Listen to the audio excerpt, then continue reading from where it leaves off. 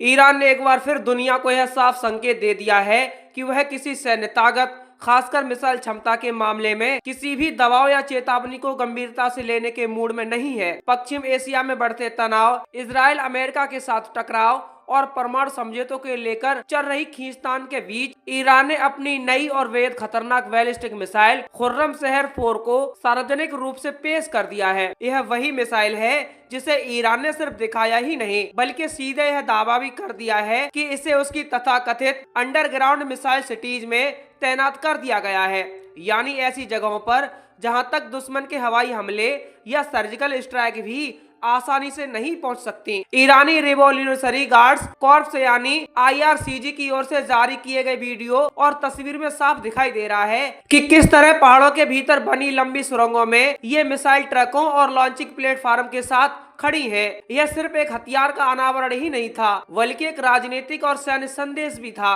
कि ईरान पर हमला हुआ तो जवाब जमीन के नीचे से भी जाएगा और बेहद तेज, बेहद विनाशकारी होगा। खुर्रमशहर 4 को लेकर जो सबसे बड़ा दावा किया गया है वह इसकी मारक क्षमता और वॉरहेड को लेकर है। ईरान के अनुसार यह मिसाइल करीब 2000 किलोमीटर तक मार कर सकती है, यानी इसराइल का पूरा इलाका, सऊदी अरब, खाड़ी देश और क्षेत्र में मौजूद अमेरिकी सैन्य ठिकाने इसकी रेंज में आते हैं। इतना ही नहीं, इस मिसाइल में लगभग 1500 किलोग्राम का वॉरहेड ले जाने की क्षमता बताई गई है, जो इसे ईरान की अब तक की सबसे भारी वॉरहेड ले जाने वाली मिसाइल बनाती है। यह आंकड़ा अपने आप में इसीलिए भी डराने वाला है क्योंकि इतनी भारी पेलोड क्षमता का मतलब है कि यह मिसाइल पारंपरिक हाई एक्सप्लोसिव वॉरहेड के साथ बेहद बड़े इलाके में तबाही मचा सकती है। ईरान का कहना है कि खुर्रमशहर 4 की सबसे बड़ी खासियत इसकी रफ्तार और सटीकता है। दावा किया गया है कि यह मिसाइल वायुमंडल के बाहर मैक 16 यानी आवाज की रफ्तार से 16 गुना तेज गति से उड़ती है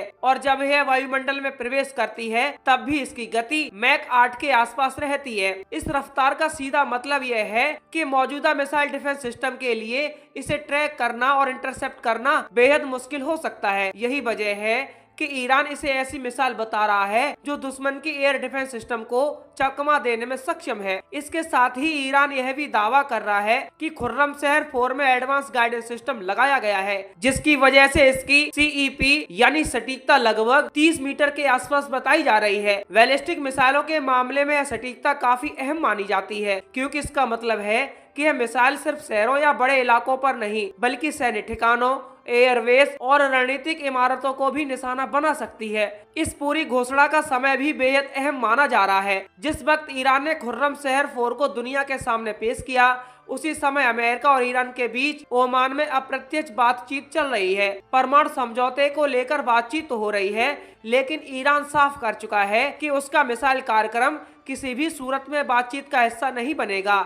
ईरान का तर्क है कि मिसाइलें उसकी राष्ट्रीय सुरक्षा का आधार है और वह इस पर किसी तरह का समझौता नहीं करेगा। दरअसल खुर्रमशहर 4 सिर्फ एक नई मिसाइल नहीं है बल्कि वह ईरान की उस रणनीति का हिस्सा है जिसके तहत वह डिटरेंस यानी डर पैदा करके हमले को रोकने की नीति पर चल रहा है। ईरान बार बार यह कहता रहा है कि वह युद्ध नहीं चाहता, लेकिन अगर उस पर हमला हुआ तो उसका जवाब इतना कठोर होगा कि दुश्मन दोबारा सोचने पर मजबूर हो जाएगा। भूमिगत मिसाइल सिटीज इसी सोच का हिस्सा है। इन अंडरग्राउंड बेसों को लेकर ईरान पहले भी कई बार वीडियो जारी कर चुका है।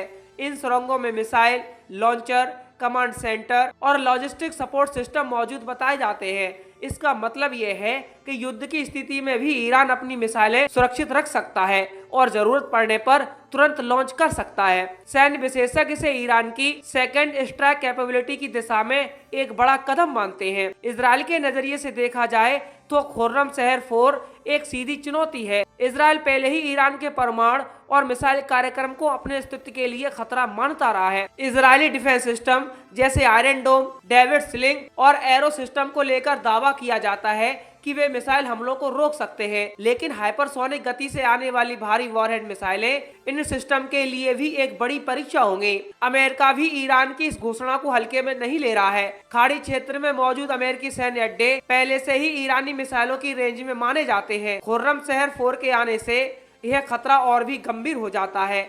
यही वजह है कि अमेरिका लगातार ईरान के मिसाइल कार्यक्रम पर चिंता जताता रहा है। हालांकि ईरान बार बार यह कहकर बात खत्म कर देता है कि उसका कार्यक्रम पूरी तरह रक्षात्मक है। दिलचस्प बात यह है कि खुर्रमशहर 4 का नाम ही अपने आप में एक संदेश है। खुर्रम शहर ईरान इराक युद्ध के दौरान एक अहम शहर था जहां जबरदस्त लड़ाई हुई थी। ईरान अक्सर अपने हथियारों के नाम ऐसे ऐतिहासिक संदर्भ से जोड़ता है ताकि जनता और सेना दोनों के लिए यह सिर्फ तकनीक नहीं बल्कि गर्व और प्रतिरोध का प्रतीक बन जाए। पिछले कुछ वर्षों में ईरान ने अपनी मिसाइल क्षमता में तेजी से इजाफा किया है। शॉर्ट रेंज से लेकर मीडियम रेंज और अब हाइपरसोनिक दावों तक ईरान यह दिखाने की कोशिश कर रहा है कि वह तकनीकी रूप से किसी से कम नहीं है। पश्चिमी देशों का कहना है कि यह विकास क्षेत्र को और अस्थिर बनाता है, जबकि ईरान का तर्क है कि अगर उसके पास ये हथियार नहीं होंगे तो उस पर हमला करना आसान हो जाएगा। कुल मिलाकर खुर्रम शहर 4 मिसाइल का अनावरण सिर्फ एक सैन्य खबर नहीं है बल्कि है आने वाले समय में मध्य पूर्व की राजनीति, सुरक्षा समीकरण और युद्ध की आशंकाओं को गहराई से प्रभावित करने वाला कदम है।